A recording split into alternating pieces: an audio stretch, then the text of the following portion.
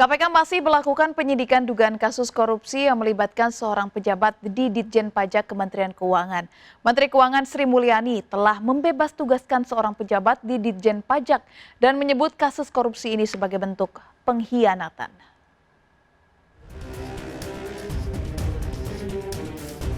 KPK saat ini melakukan penyidikan dugaan kasus suap dan gratifikasi di Direktorat Jenderal Pajak Kementerian Keuangan.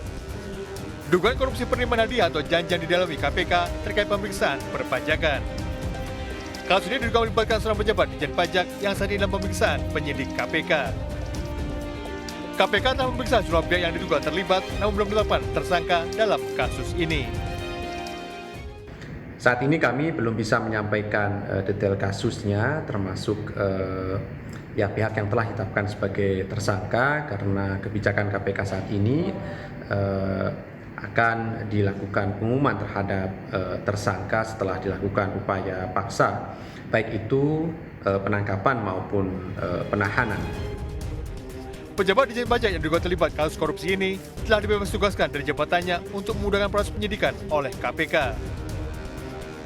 Menteri Keuangan menyebut dugaan korupsi penerimaan pajak yang melibatkan pejabat Ditjen Pajak sebagai bentuk pengkhianatan.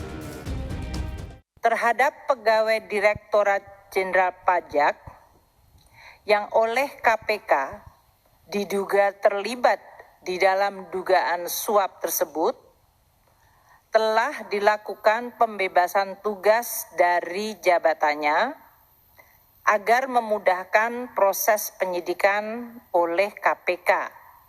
Dugaan suap yang melibatkan pegawai Direktorat Jenderal Pajak ini jelas merupakan pengkhianatan dan telah melukai perasaan dari seluruh pegawai baik di Direktorat Jenderal Pajak maupun seluruh jajaran Kementerian Keuangan.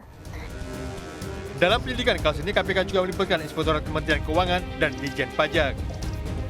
Diduga kasus ini melibatkan perusahaan atau wajib pajak yang memberikan suap kepada oknum pegawai Ditjen Pajak untuk merekayasa jumlah pajak yang dibayarkan.